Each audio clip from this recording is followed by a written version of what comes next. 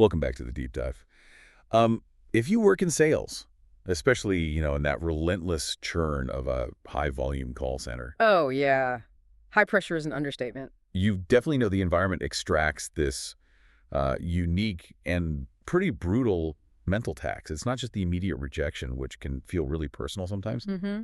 Right in your ear, call after call. Yeah, it's also that constant need for these, like, micro-negotiations. Mm-hmm. And the mental gymnastics you need to just pivot from a really harsh no to sounding genuinely enthusiastic, Yeah. like seconds later on the very next dial. It really is the ultimate test of resilience, isn't it? And most training, it focuses on the external stuff, product knowledge, scripts, how to close. Right, the what to say. Exactly. But those skills, they just crack instantly if the internal framework, the agent's mindset is fragile.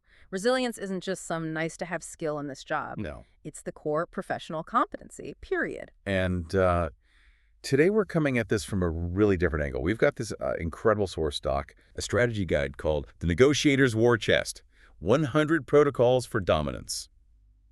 Now this thing, Yeah, and it wasn't written for call centers, right? It's for, like, huge corporate deals, boardroom stuff. exactly, big boardroom stuff, mergers, complex contracts, Mhm. miles away from desk sales, you'd think.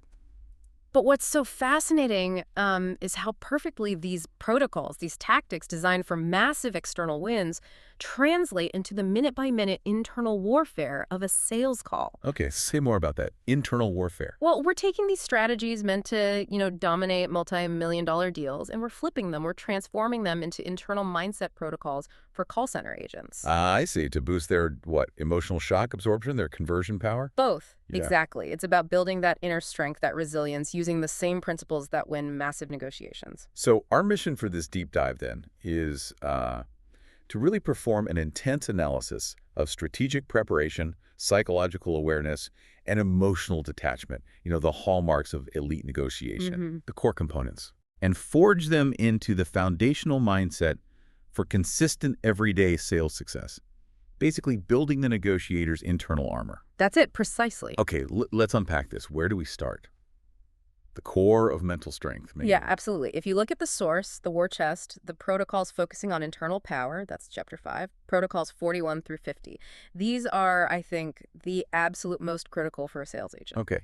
Why those specifically? Because they're less about what you say to the prospect and much more about the unwavering psychological state you maintain while you're saying it. It's the inner game. Right.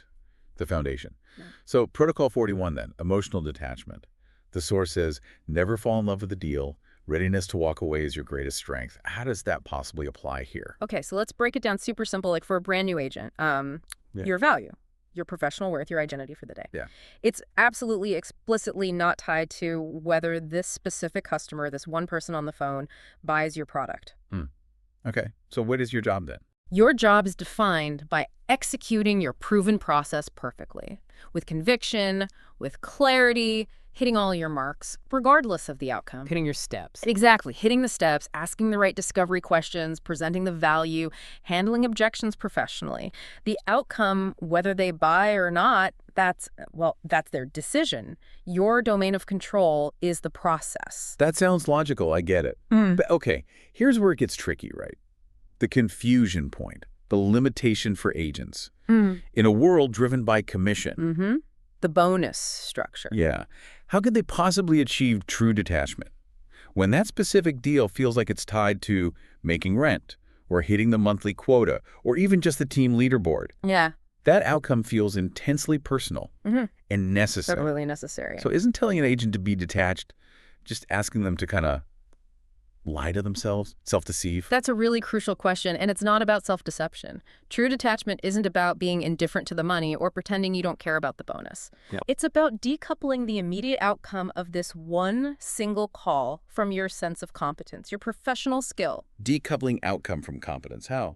Look, if you execute the script flawlessly right, you ask the discovery questions, you presented the value anchor clearly, you professionally handled 2, maybe 3 objections according to your training, and the prospect still says no, then you succeeded in executing your job for that call.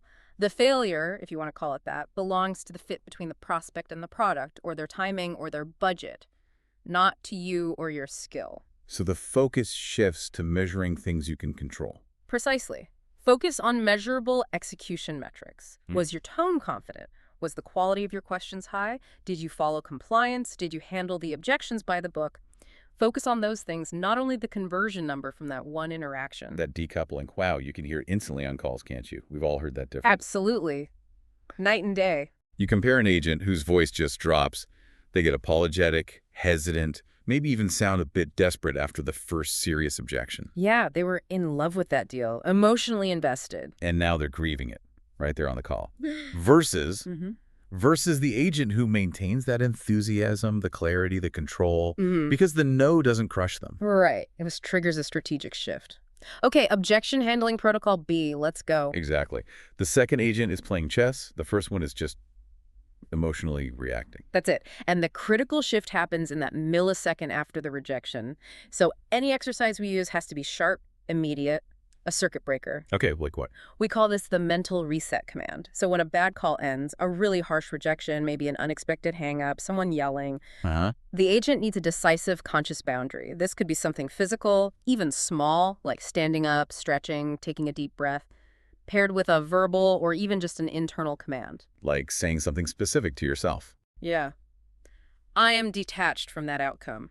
Process. Complete. Data logged. Next opportunity. Yeah. Something like that. It's like putting up an immediate firewall to protect the very next conversation from the residue of the last one. Immediate firewall. I like that. It guards your energy for the next dial.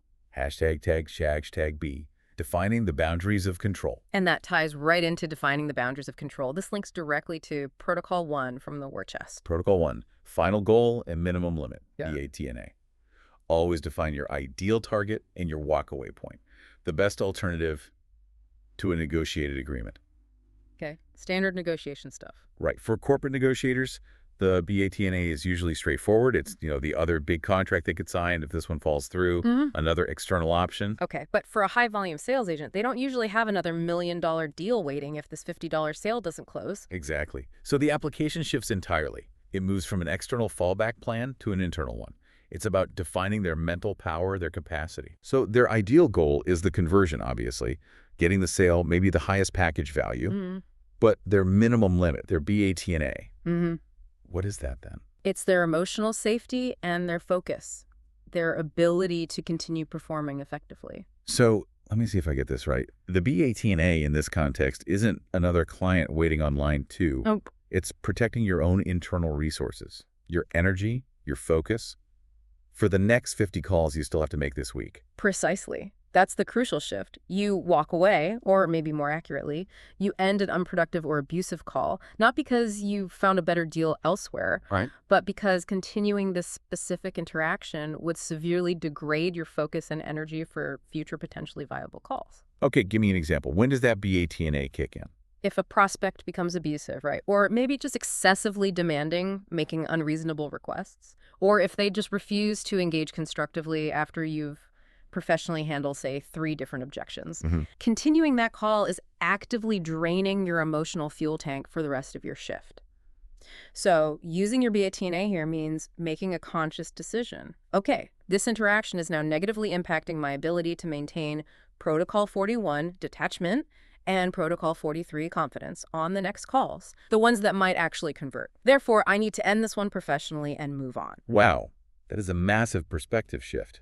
It completely reframes the agent's role. They're not just a supplicant who has to endure anything thrown at them. Yep. They're a strategic professional actively protecting their most valuable asset. Which is? Their mental clarity, their energy, their focus. Exactly. And that protection of internal resources, that feeds directly into Protocol 43, quiet confidence. Protocol 43, act as if you know your value and don't need this deal to survive. Right. If you have clearly defined your emotional BATNA, and you are mentally prepared to actually use it if necessary, then your confidence stops being this sort of like performative act or sounding desperate. It becomes quiet, stable, naturally authoritative. Why?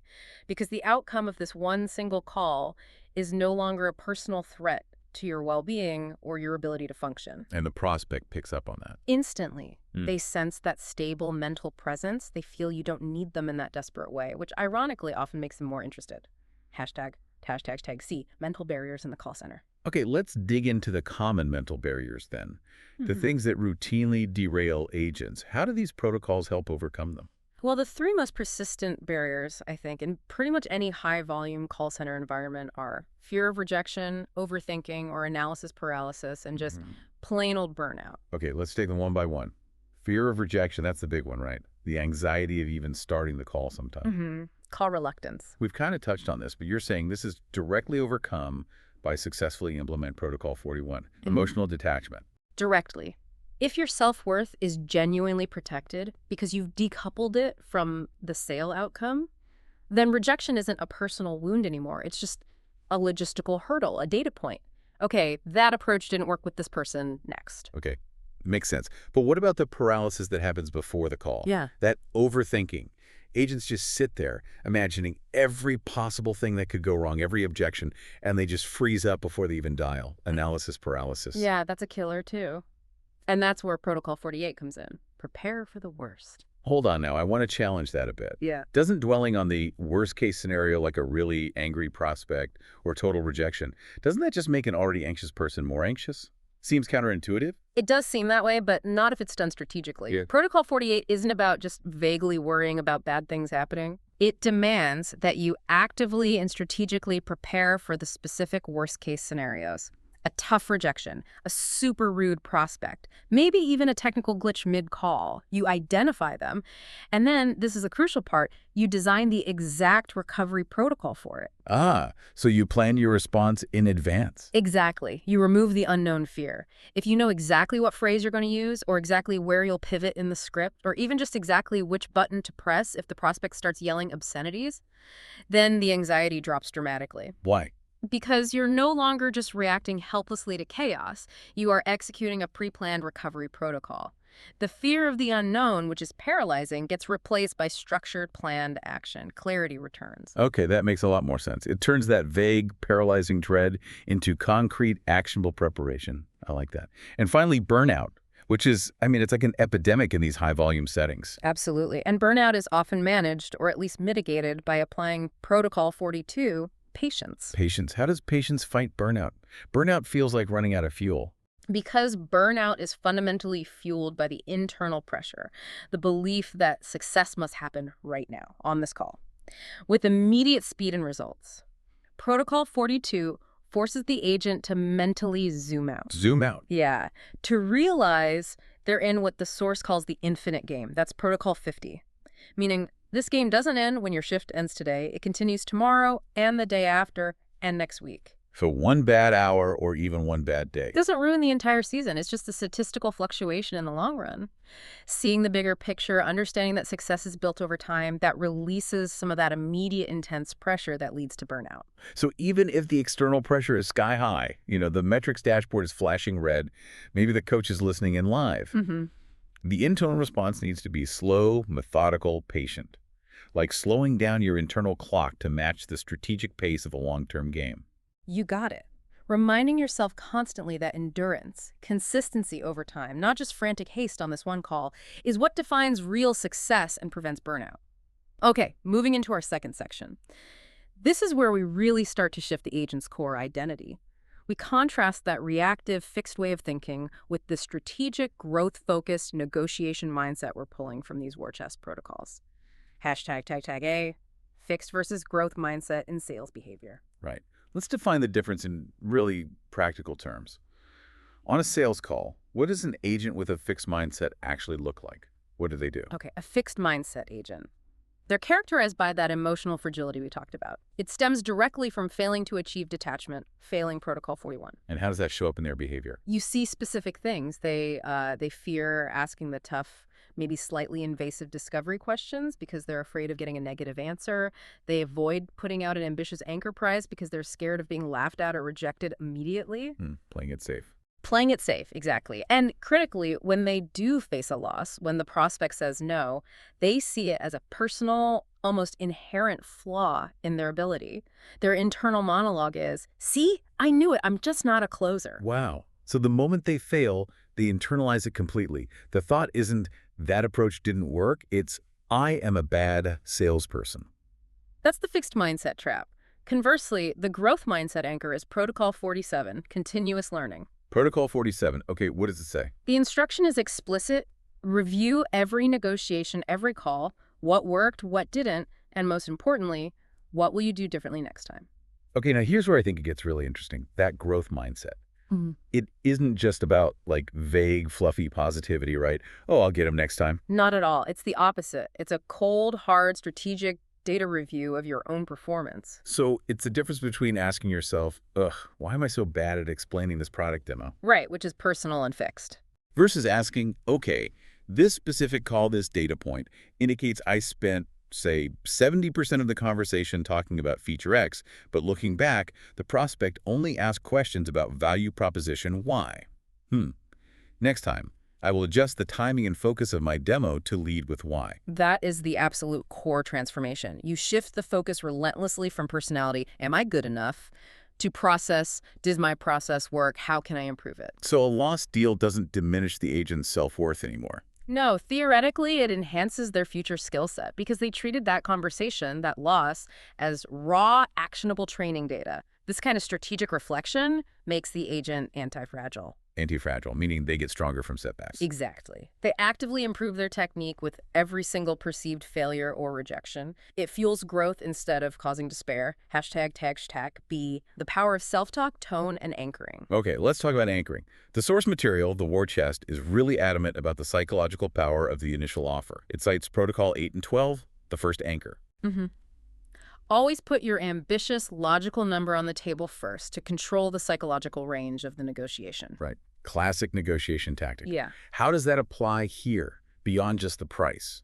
It's a direct application of that cognitive bias, the anchoring effect. But in sales, especially call center sales, agents must anchor high not just on the price, Go on. high on the value proposition, and high on their own belief in that value before they even get to the price. Okay, unpack that. How does self-talk fit in? If their internal self-talk is hesitant, like if deep down they subconsciously believe they're bothering the prospect, or maybe that the product is a little bit overpriced. They lack conviction. Exactly. That low internal self-talk leads directly to a wonk, maybe low, or even apologetic sounding anchor when they do state the price. You can hear it in their tone. And the result is? The prospect immediately senses that lack of conviction, instantly. And the entire price discussion starts from a point of weakness, a point of concession. It creates massive friction right from the start. So low conversion rates could actually be the audible result of poor internal dialogue. Very often, yes. And this links directly to Protocol 45, integrity. Protocol 45, integrity. How does that connect? The source argues that your reputation, and internally for the agent, this translates to their genuine belief in their product or process, is their most valuable asset. Okay. If you genuinely believe the service you're selling delivers massive, maybe even irreplaceable value, if you hold your integrity about the product high, then your anchor when you state it will naturally sound confident, justified, firm. You'll be able to back it up logically, which is Protocol 13, logical justification. And if you doubt it, if you think, this is okay, but maybe not worth that much. The prospect hears the hesitation every time, regardless of how fast you talk or how slick your script is. That subtle doubt undermines the entire anchor. So belief isn't just some like motivational rah-rah tool. It's actually a strategic requirement for effective anchoring. Absolutely. The psychological connection between the agent's internal integrity, their belief, and their external tone of voice, that's the fuel that makes a high anchor stick and seem credible. Now let's talk about really changing the agent's internal narrative around rejection itself. We can use Protocol 15, rephrasing. Protocol 15, rephrasing. Externally, the book says when you get an unacceptable offer, you rephrase it back to the opponent in a way that highlights its absurdity. So just to clarify, you're suggesting we undertake this entire complex project for only half the standard market rate. Exactly. That external application is designed to put pressure on the opponent, make them reconsider their lowball offer. Right. But you're saying we can apply this internally as a mindset reframe for the agent. How does that work? It fundamentally changes how the agent processes the word no. Instead of viewing the rejection as a final verdict on them or the product, the agent starts to see it as precise, valuable feedback on their value presentation. It stops being a personal attack, they rejected me, and starts being a diagnostic tool. What did their rejection tell me? Okay, let's contrast the old and new mindset here. The old mindset might sound like, ooh, they rejected me. They said the price is too high, our price must be too expensive, or maybe my pitch just wasn't good enough. It's reactive, it's personal, it leads to doubt. Totally reactive and self-deprecating. Now, the new mindset, derived from applying Protocol 15 internally, sounds strategic. Okay, the prospect just offered me feedback. Their no indicates a potential gap in their understanding of value point X, or maybe a fundamental difference in their perception of need compared to what I assumed. How do I internally rephrase their concern to reveal the value they seem to have missed? So the absurdity isn't their low offer or their rejection. No. The absurdity, from the agent's strategic perspective, is the fact that the prospect might be willing to miss out on this potentially valuable solution because of a simple misunderstanding or a gap in knowledge. You're turning a feeling of failure, I got rejected, into a puzzle to be solved. Yeah. Why did they reject and what information gap can I fill next time? Exactly. You stop reacting emotionally to the rejection and you immediately start analyzing it strategically. You ask yourself, what logical piece was missing in my presentation? Or what assumption did I make that wasn't correct? How do I need to restructure my argument next time to close that perceived gap? That is the absolute definition of turning a loss into a concrete learning moment. It makes every no productive. All right, this transition is really crucial now. We're moving from these, conceptual mindset ideas to actionable, measurable coaching exercises, things you can actually do on the sales floor to build genuine conditioned resilience. Hashtag tag A. Building resilience through scenario training. Okay, where do we start? Protocol 6 in the war chest is scenario training. The source suggests rigorous role play, presenting the offer, handling objections, dealing with tough tactics. But in a high-volume call center, this can't just be gentle practice, can it? It needs to simulate the real pressure. Absolutely not gentle. It has to be high-intensity training to actually build that mental armor. So we enforce something called the triple threat drill. The triple threat drill. Okay, sounds intense. What is it? It's pure mental muscle memory building. The agent practices responding to 3 difficult hardball tactics delivered back to back to back by the coach or another agent role-playing. Back to back with no break. Exactly. And the absolute rule is the agent cannot break their professional composure. They cannot let their emotional detachment, Protocol 41, slip. For example, the coach hits them with rapid-fire antagonism. First, your price is absolutely outrageous. The agent handles it professionally using their script. Okay. Immediately, the coach follows up with, look, I'm just not interested. Okay, I'm busy. Stop calling me. The agent has to pivot again, maybe try to re-engage or clarify understanding. And then finally, the ultimate test. Listen, I'm hanging up this phone right now if you keep talking about this product. Wow. Okay. And the goal isn't actually to make the sale in the role play. No, the goal is composure. Can the agent maintain their tone, maintain their energy level? Can they execute that mental reset between those 3 rapid-fire blows? If they can do that without crumbling or getting flustered. Then they've built the resilience required for the unpredictable nature of real calls. Precisely. They prove to themselves that they can execute their process even when directly antagonized or threatened. That builds real confidence. And this prepares them for. This directly prepares them for handling Resilience Requirement Protocol 64, dealing with take it or leave it. Ah, the ultimatum. I'll only buy if you cut the price in half, or take it or leave it. What does the novice agent usually do? The novice agent panics. They hear the ultimatum, they fear losing the deal entirely, and they immediately concede or they get defensive. But the Protocol 64 trained agent. The Protocol 64 agent has practiced ignoring the emotional weight of the threat. They don't react defensively. They calmly test its seriousness, often with curiosity. How?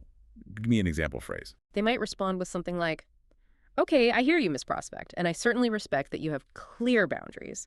Before I make a final decision on meeting that exact request, could you help me understand, if we were to agree on that specific price point, which benefit of the service are you most excited to start using right away? Ah, so you put the pressure back on them. Make them justify their ultimatum in terms of value. Exactly. Or you test the seriousness directly but calmly.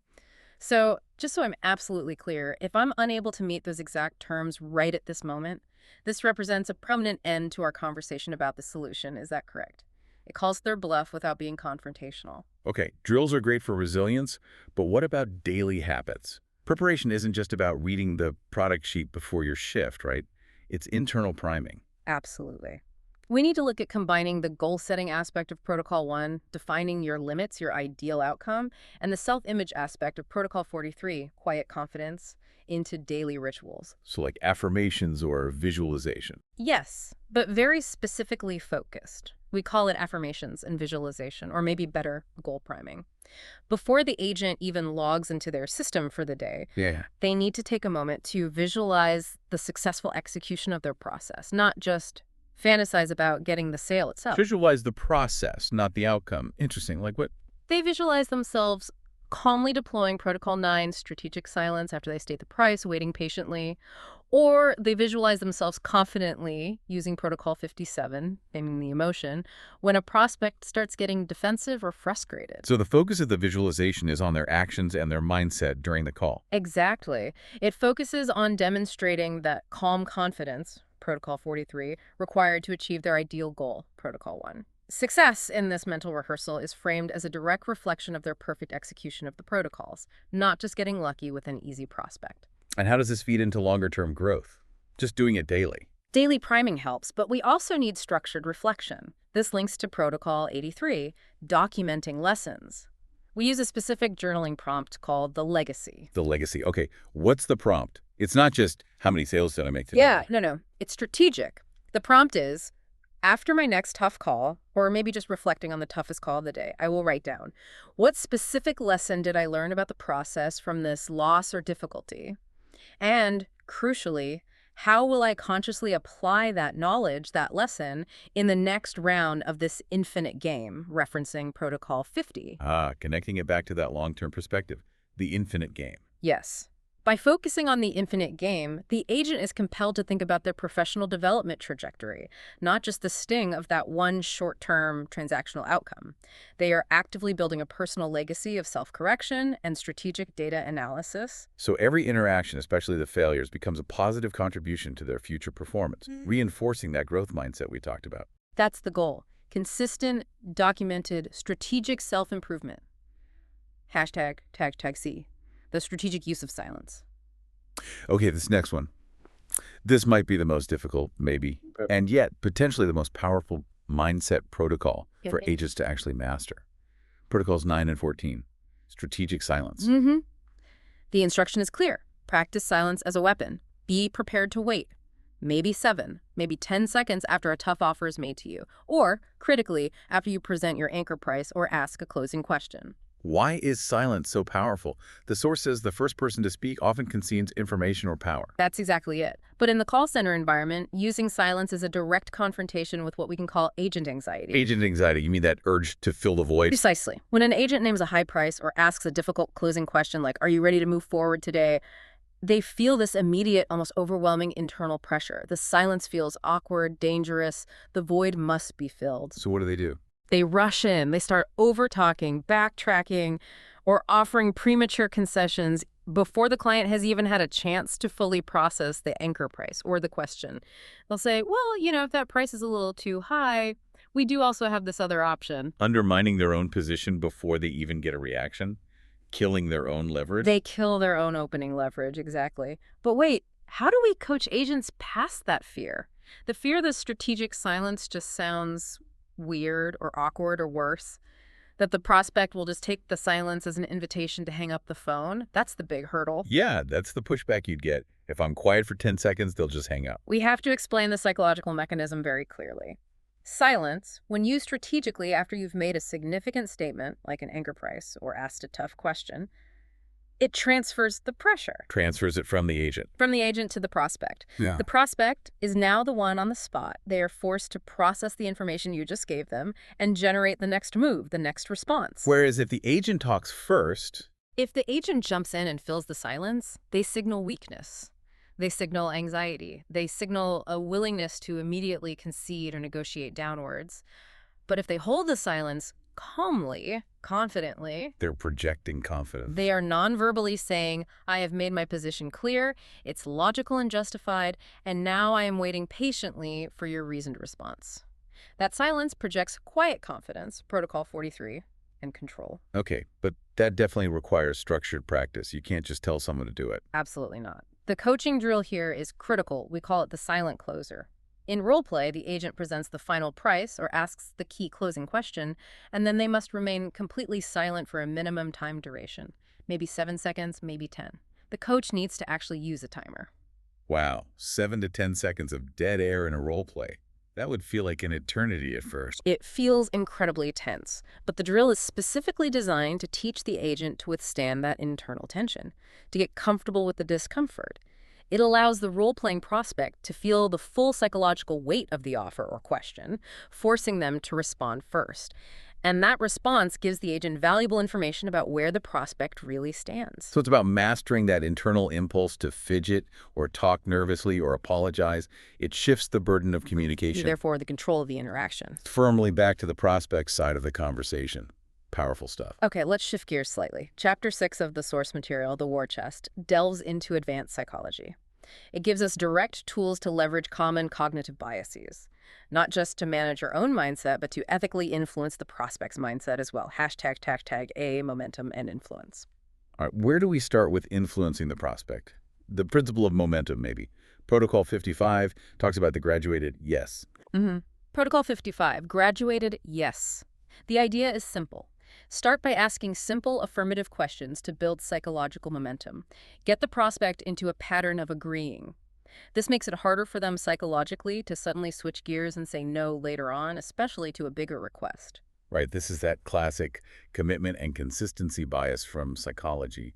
How does this look at a practical call center script? It means structuring the opening of the script very carefully. It's not just about introducing yourself and the product. It's about achieving a series of small, safe commitments or agreements from the prospect right at the beginning.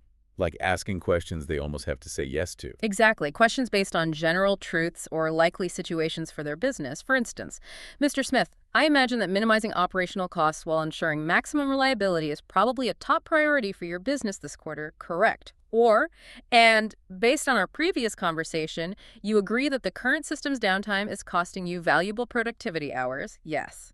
Those questions, they seem almost strategically irrelevant to the core pitch itself. They're just getting nods. They might seem irrelevant to the product features, but they are absolutely critical psychologically. Each small yes acts like a tiny step down a path. It moves the conversation towards a state of subconscious agreement. It minimizes friction. It creates this kind of psychological slope. So when the agent finally gets to the bigger ask, like introducing the price anchor, Protocol 8, The prospect is already in the habit of agreeing with them. They've said yes maybe 3 or 4 times already. This makes the decision to say yes to the final offer feel much smoother, less jarring than if the conversation had started with immediate disagreement or adversarial positioning. It builds rapport and momentum simultaneously. Hashtag B, emotional regulation and empathy. Okay, empathy is obviously crucial in sales, but this negotiation framework seems to turn empathy into a deliberate strategy. Protocol 57, naming the emotion. Yes. Protocol 57. If the other party seems stressed, anxious, frustrated, whatever, the protocol says to calmly state it. It sounds like this particular point is causing some anxiety for you. The act of naming the emotion is supposed to reduce its intensity. How does that work psychologically? Why does naming an emotion reduce it? It's about bringing unconscious feelings into conscious awareness in a non-judgmental way. You're essentially taking the prospect's big, maybe messy, overwhelming emotion like frustration or anger or skepticism, and you're putting a clean, objective label on it. Then you hand it back to them in this sort of manageable, non-personal box. So it validates their feeling, like I hear you're frustrated. Exactly. It validates their feeling, I hear you, which builds rapport. But it also allows you, the agent, to maintain control of the conversation's direction. Because once the emotion is named and acknowledged, you can gently pivot back to the objective facts or the next logical step. Okay, I understand you're frustrated about X. Now let's look at the facts regarding Y. Okay, here's the potential confusion point, though. Agents might worry, right? They might confuse naming the emotion with agreeing with the complaint behind the emotion. That's a very common fear. They worry that saying, it sounds like you're feeling skeptical about this, is the same as admitting, yeah, you're right, our product probably isn't trustworthy. Which they absolutely are not doing. Absolutely not. You are acknowledging the feeling itself, validating their emotional state. You are not validating the fact or the underlying complaint's legitimacy. Let's run a quick example. Prospect says, honestly, I think all these services are just scams. They're designed to lock you into contracts you can't get out of. Okay, the novice agent gets defensive. Or maybe overly apologetic. Right. But the Protocol 57 trained agent responds calmly. Okay, I hear that, Miss Jones. It sounds like you're feeling highly wary about complicated commitments, and maybe you've even had some negative experiences with contracts in the past. I definitely respect that. So first, name the emotion, wary, validate the feeling, I respect that. Yeah. Then what? Then, pivot immediately back to the objective issue, neutralizing the emotional charge. Let's set aside the contract language itself for just a moment. Let's focus specifically on the two main benefits of our simplified service agreement. And more importantly, let me show you exactly how our system guarantees you an easy exit path if we don't deliver on our promises. See. Named the emotion, validated, but immediately pivoted back to the solution and addressing the underlying concern rationally. That's brilliant. It turns an emotional grenade that could derail the call into just a manageable stepping stone. You acknowledge the bump and keep moving forward. Exactly. And the short exercise for this should be almost mandatory for agents. The wary word practice. Coaches challenge agents in role play to listen only for the underlying feeling being expressed. Is it anxiety, skepticism, impatience, frustration? And then practice responding only with a neutral labeling sentence. It sounds like you're feeling X, before continuing with their standard script. It builds that specific mental muscle of emotional recognition and regulation. ##C. Leveraging the illusion of control and contrast. Okay. Another layer of strategic influence involves managing the prospect's psychological need for control. We can use Protocol 58, illusion of control. Illusion of control. Okay, Protocol 58.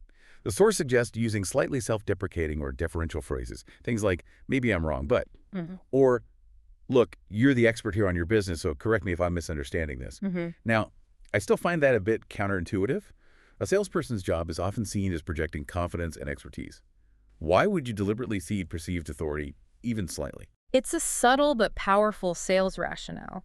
It works because it dramatically lowers the prospect's natural defense mechanisms. Think about it. If you approach someone sounding like you know everything and they know nothing. They immediately get defensive. They listen for ways to poke holes in your argument. Precisely. But if you preface your point by ceding a tiny bit of authority, you know your business far better than I do, Miss Prospect, so correct me if I'm off base here, but it seems like X might be causing Y.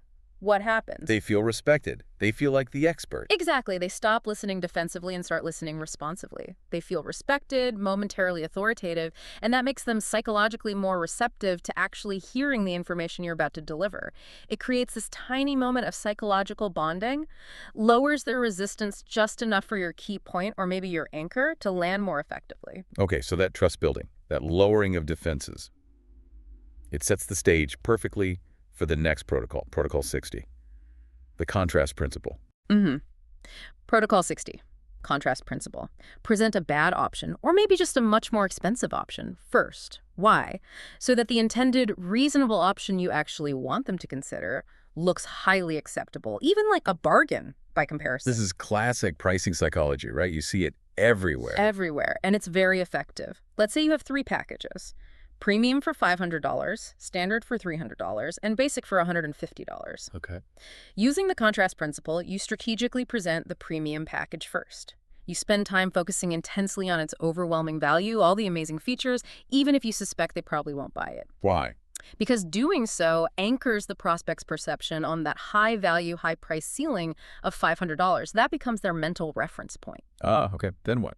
Then, when you subsequently introduce the standard package, the one you might realistically expect them to buy at $300, how does it feel to them? It feels like a massive concession, or at least much more reasonable, maybe even like a responsible, smart choice compared to the $500 option they just considered. Exactly. It seems like a bargain or the sensible middle ground because their reference point has been strategically inflated first. So the illusion of control, Protocol 58, makes them trust your delivery and feel respected. And then the contrast principle, Protocol 60, makes them perceive your intended pricing as fair and acceptable. It's a powerful 1-2 punch. #TAG5. Common sales challenges and mindset fixes. All right, let's pivot now to addressing the really tough stuff, Right. the inevitable challenges, those truly difficult calls. How can we use these negotiation protocols, especially the hardball and reset protocols, to maintain the agent's mindset when they're really under duress? has a, dealing with objections and personal attacks. Yeah, this is critical because call center agents unfortunately frequently face objections that cross the line into unwarranted personal attacks. Right, insults about them, their company, their integrity. Exactly. The negotiator's playbook offers a clear strategy here. We can call it the cold shoulder strategy, and it primarily uses Protocol 62, dealing with personal attacks combined with Protocol 28, redirection. Okay, so Protocol 62 and 28. If a prospect insults the agent, personally calls them names, questions their honesty, insults the company, what is the specific mindset fix here? What should the agent do internally? The absolute key mindset fix is to recognize instantly that the personal attack is strategically irrelevant noise. It's just static. It has zero bearing on the objective reality of the product's value, the service terms, or the business problem you're trying to solve. It's emotional chaff, basically. Precisely. So the protocol demands that the agent maintain professional silence on the personal issue itself. They do not engage with it. They do not defend themselves against the personal insult. They ignore it entirely. Ignore it completely. And then what? And then they immediately pivot back, redirecting the conversation, Protocol 28, to the objective contract details, the business case, or the next logical question in their process. For example, prospect says, "You people are all just lying crooks trying to trick me into something." Okay, harsh. What's the Yeah. response? Not, no, we're not. No. The agent takes a breath, maintains composure, and responds. "I understand that you have some strong frustrations there.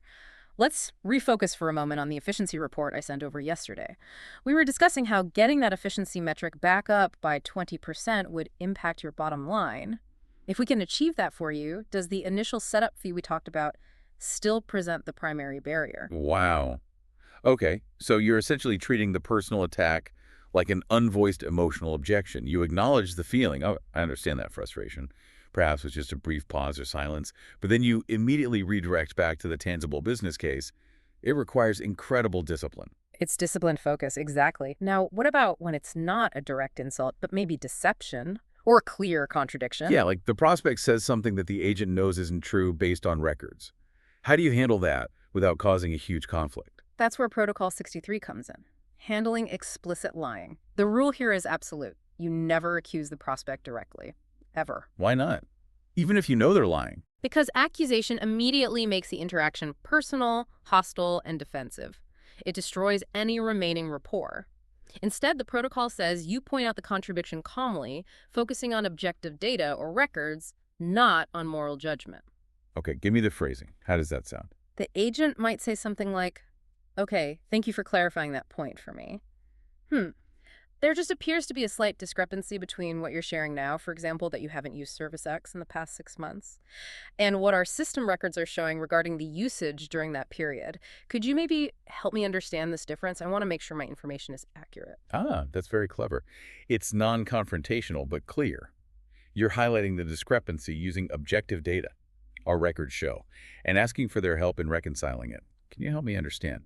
It forces the prospect to address the contradiction themselves without feeling personally attacked or called a liar. Exactly. It's a very powerful, non-confrontational mental fix that keeps the conversation focused on facts, not accusations. Okay, maintaining mindset isn't just about the call itself. It also requires structured recovery time, especially after those really draining interactions. In a high-volume setting, how can a coach use these protocols to help agents manage mental exhaustion? Yeah, the coach's role here is vital, and they can directly apply Protocol 70, exhaustion.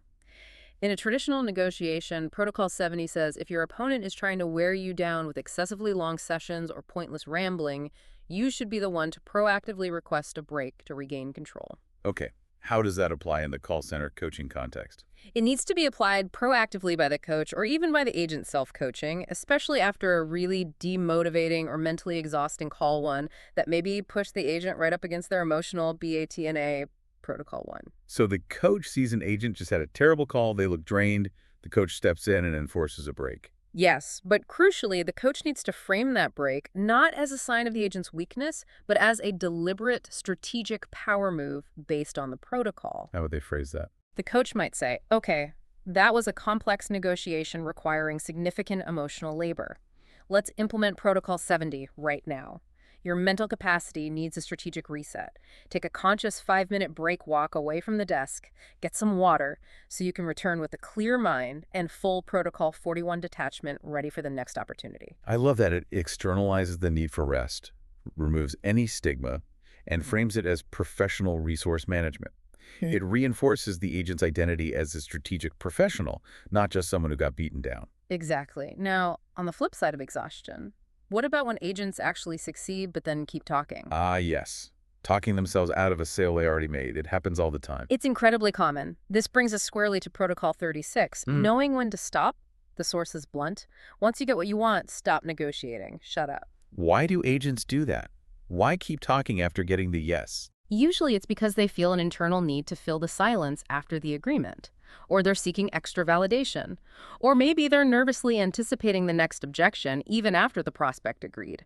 They lack confidence in the yes. So what's the mental fix? How do you build that discipline? The mental fix is ruthless self-discipline, enforced by immediately shifting gears. The moment the yes is achieved, the agent must consciously deploy Protocol 34. Immediate documentation. Protocol 34, immediate documentation. So literally, start filling out the form. Yes. Silence that internal chatter, that need for more validation, and say something like, "That is fantastic news. I'm really excited for you to start seeing the benefits." Okay, I am pulling up the service agreement details right now on my screen. Let me just quickly confirm the correct delivery address and the best billing method for you. Ah, the physical action, transitioning to the documentation, the next logical step, immediately closes the window for further negotiation or nervous rambling. Precisely. It shuts down the negotiating part of the brain and moves into the administrative part. It secures the win. ###C. Quick mental reset techniques. Okay, we need some really quick resets too. For those high-volume shifts where agents might only have seconds between calls, they don't have time for a 5-minute break or journaling after every interaction. Absolutely. Micro resets are key. First, there's the power pause. This is essentially implementing a micro break leveraging the principle of Protocol 9, strategic silence, but used between calls. How does it work? It's a mandatory, conscious 3-second pause. After you disconnect from one call before you hit the dial button for the very next one, you enforce a 3-second pause. Just 3 seconds? What's the purpose? It's not silence for the prospect this time. No, the purpose of this pause is internal. It's structured time, however brief, for the agent to do 3 things very quickly. 1, physically realign their posture, sit up straight, shoulders back. 2, take 1 deep, cleansing, diaphragmatic breath. And 3, mentally execute that mental reset command we talked about earlier, invoking Protocol 41 detachment. Okay, posture, breath, reset command, all in 3 seconds. What does that achieve? It prevents the emotional contamination. It stops the residual tension, the frustration, maybe the disappointment from the previous call from spilling over and infecting the next interaction. It ensures the next prospect hears a fresh, centered, energetic voice, not the lingering echo of the previous defeat. A quick mental cleanse between rounds. I like it. What else? One more technique, this one for priming the mindset just before the next interaction begins. It's based on Protocol 78, the gift. Protocol 78, the gift. The source says start a negotiation by offering a small, unexpected concession or gift because this activates the powerful psychological principle of reciprocity. Exactly. The person who receives an unexpected gift feels a subconscious obligation to give something back. Okay, but in a typical sales call, the agent can't just offer a freebie or a discount right at the start. What's the non-monetary gift here? We adapted. We call it the unearned concession. Before the agent logs into the next call, or maybe while the phone is dialing, they mentally affirm one small, non-monetary gift they will intentionally try to offer this next prospect. What kind of gift? It could be a simple piece of valuable free advice related to their industry, something the agent knows that might help them. Or maybe a usable tip on navigating a common complexity in their field that has absolutely nothing to do with the sale itself. Or even just a genuine, specific compliment based on something they learned in discovery. Okay, but how does giving this gift help the agent's mindset? Crucially, this pre-planned action activates the principle of reciprocity in the agent's own mind. By deciding in advance to offer something of value freely, it gives the agent a feeling of generosity, a feeling of control, a feeling of power, because they are initiating the interaction from a position of giving, not just asking. Ah, so it primes them to lead the conversation with high value and generosity rather than just jumping straight into a transactional pitch? Exactly. It shifts their internal stance from what can I get from this prospect to what value can I offer this prospect, which is a much more confident and effective starting point for any interaction. All right, our final segment now. Let's focus on how all these negotiation protocols, these mindset techniques, connect back to the core sales competencies we always talk about. How do they transform basic soft skills into real strategic advantages? And what's a path for long-term mastery look like? Hashtag tag a protocol connection to core skills. Okay. Coaches are always telling agents they need things like empathy and active listening. They sound like soft, fuzzy skills. How do these strategic negotiation protocols, which sometimes sound pretty focused on dominance or control, actually reinforce those core skills? That's a great question. They don't contradict them, they actually sharpen them. They transform empathy and listening from vague concepts into precise strategic tools. Also, Well, think about empathy and listening. They're fundamentally reinforced by Protocol 44, curiosity, and Protocol 51, identifying triggers. Protocol 44, Yeah. curiosity. Okay. No. Genuine curiosity about the client's actual needs, their problems, their perspective. That is the absolute foundation of true active listening. You're not just waiting for your turn to talk or listening just to confirm your next scripted talking point. You're listening to actually understand. You're listening to collect data, to understand what the prospect truly values, what their currency is, which relates back to Protocol 3, defining currency. What are their real priorities? What are their pain points? And Protocol 51, identifying triggers. That takes it a step further. It means listening specifically for the client's trigger words or core motivations. Are they driven by fairness, by opportunity, by recognition, by avoiding pain, by status? Once you identify those triggers through careful listening, You can tailor your argument, frame your value proposition in the language that resonates most strongly with them. exactly. So listening isn't just about passively absorbing information anymore. It's about actively collecting psychological intelligence that allows you to frame your solution perfectly for that individual. Okay, that makes sense. How does this apply to objection handling? That's another core skill. This strategic approach extends perfectly there too. Objection handling is hugely enhanced by applying Protocol 56, avoiding why. Protocol 56, avoiding why. Why? Avoid why. Why seems like a natural question when someone objects. Why is the price too high? Because asking why often sounds confrontational. It puts the prospect on the defensive immediately and invites them to just dig in and rationalize their position. Why is the offer so low? Sounds like an accusation. Okay, so what should you ask instead? Instead, Protocol 56 suggests asking questions like, how did you arrive at that particular valuation? Or what specific factors led you to that conclusion about the price? Or could you walk me through your thinking on that point? Ah, I see the difference. How and what questions are less confrontational? Much less. They change the entire dynamic. It shifts the conversation away from a defensive debate, my price is right, no it's not, into more of a collaborative inquiry.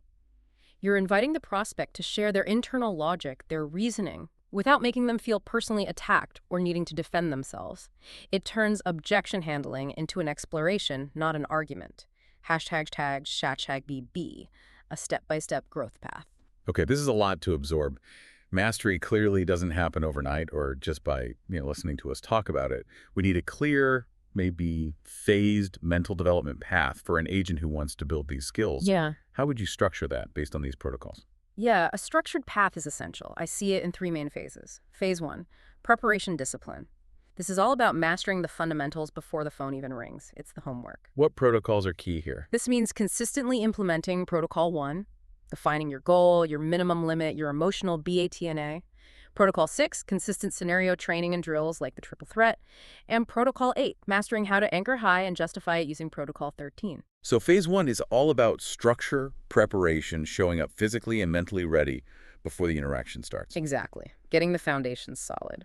Then comes phase 2, emotional control. This is the real-time, in-call stabilization. This is where the rubber meets the road during the actual conversation. Protocols for phase 2. Here, the focus is on mastering Protocol 41, radical emotional detachment, to protect your self-worth from the outcome.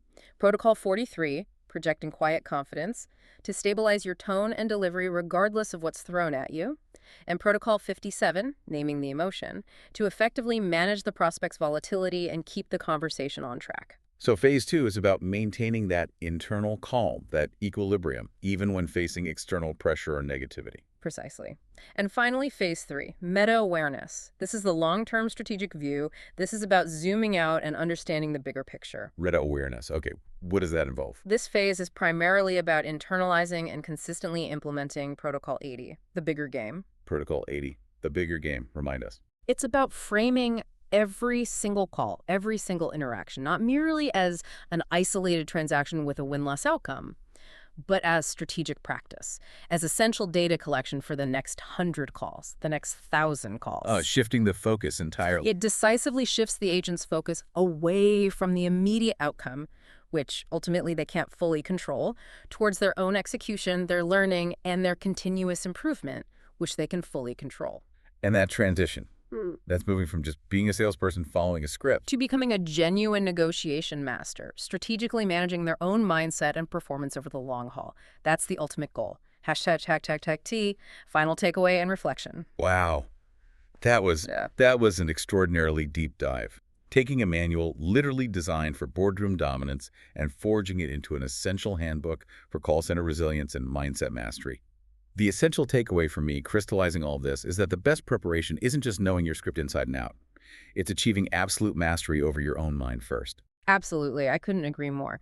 These mindset protocols, adapted from high-stakes negotiation, really prove that, maybe 90% of the sales battle is actually won or lost before the call even begins. It's won in the agent's head. Right. By internalizing these core concepts, that radical detachment from outcome, the courage to anchor high on value, the discipline of strategic silence, the commitment to continuous learning from every interaction, you're not just making better sales calls. You are genuinely building mental mastery, a form of emotional and strategic resilience that applies to pretty much every high-pressure facet of professional and maybe even personal life. Okay, let's try and consolidate this into a really tight 3-sentence takeaway for you, the listener, to hold on to. How about this? Negotiation, at its core, is fundamentally a practice in mental clarity and emotional control. By adopting strategic protocols like emotional detachment, high-value anchoring, and advanced psychological framing, sales agents can transform high-stress, unpredictable calls into predictable, performance-driven events. Mastery isn't achieved by somehow eliminating rejection. It's achieved by viewing every single rejection as valuable, actionable data for the next round of the infinite game. That captures it perfectly. And to help you put this into practice, here are 5 mindset reflection questions. These are built directly on the source material, the protocols we discussed.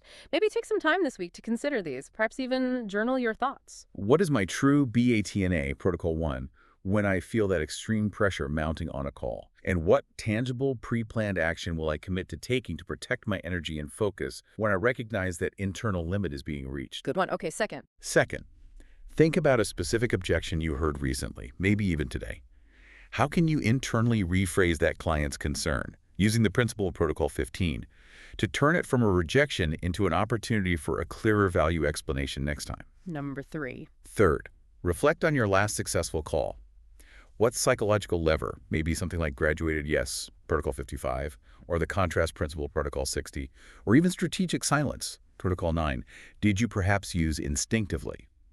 And how can you ensure you use that tool consciously and strategically next time it's appropriate? Okay, 2 more. Fourth, where in a recent difficult call did you allow your personal feelings, maybe frustration, maybe defensiveness, maybe fear, to override your strategic plan, violating Protocol 41? And what was the immediate observable cost to the conversation flow, or just to your own energy level afterwards? Be honest with yourself. And the last one. And fifth, looking ahead to tomorrow's shift, how can you proactively plan to use just one of the hardball tactics or reset techniques we discussed today, like maybe enforcing an exhaustion break, Protocol 70, after a tough call, or consciously using the power pause, based on Protocol 9, between every single dial to deliberately manage your energy and maintain peak mindset? That is your challenge then, to take these powerful ideas off the theoretical page and drag them into your actual practice. Maybe pick just one protocol that really resonated with you. Perhaps it is strategic silence, Protocol 9 or 14, and make a conscious commitment to practicing just that one thing in your next 3 or 5 interactions. And then observe. Observe closely how that small shift in your internal discipline potentially changes the external outcome, or at least how you feel about the outcome. Thank you so much for joining us on this deep dive into mindset mastery through negotiation protocols. We really hope these strategies provide you with some concrete tools to, well, dominate your day one confident, detached, and strategically sound call at a time. Until next time.